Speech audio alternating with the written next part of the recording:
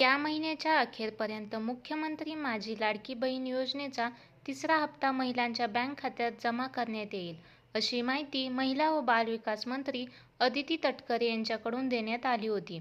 पण सरकारकडून बँकांना लवकरच पैसे पाठवण्यात आल्याने बँकेकडून 25 सप्टेंबरलाच पैसे हस्तांतरण करण्यास सुरुवात केली.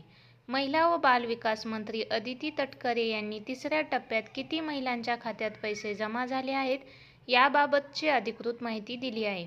अदिती तटकरे यांनी दिलेल्या माहितीनुसार 25 सप्टेंबरला 34,34,388 भगिनींना 1,545.47 कोटी रुपयांचा लाभ हस्तांतरित करण्यात आला आहे. 26 सप्टेंबर रोजी 38,98,705 भगिनींना 584.8 कोटी रुपयांचा लाभ हस्तांतरित करण्यात आला आहे. तर काल 29 सप्टेंबर रोजी 34,74,116 भगिनींना 521 कोटी रुपयांचा लाभ हस्तांतरित करण्यात आला असून आज 30 सप्टेंबर रोजीही लाभ हस्तांतरित करण्याची प्रक्रिया सुरू राहणार आहे. माझी लाडकी बहीण योजनेचा अर्ज मंजूर होऊनही ज्या महिलांच्या बँक खात्यात जुलै आणि ऑगस्ट महिन्याचे पैसे जमा झाले नव्हते, अशा महिलांच्या बँक खात्यात जुलै, ऑगस्ट आणि सप्टेंबर असे 3 महिन्याचे एकत्रित 4,500 रुपये जमा करण्यात येत असून यापूर्वी ज्या महिलांच्या खात्यात पैसे जमा झाले होते त्यांच्या खात्यात तिसऱ्या हप्त्याचे 1,500 रुपये जमा करण्यात येत आहेत.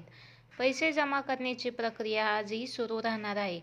आज 30 सप्टेंबरला रात्रीपर्यंत सर्व पात्र महिलांच्या बँक खात्यात लाडकी बहीण योजनेचे पैसे जमा होतील, अशी माहिती अदिती तटकरे यांनी दिली आहे.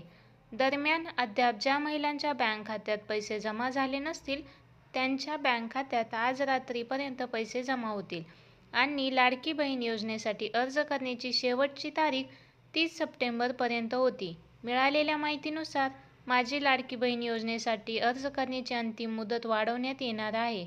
लवकरच मुख्यमंत्र्यांकडून याबाबतची अधिकृत घोषणा करण्यात येईल. आता इथून पुढे अर्ज करणाऱ्या महिलांना यापूर्वीच्या हप्त्यांचा लाभ मिळणार नाही. महिला ज्या महिन्यात अर्ज करतील फक्त त्याच महिन्याचा लाभ देण्यात येणार आहे. धन्यवाद.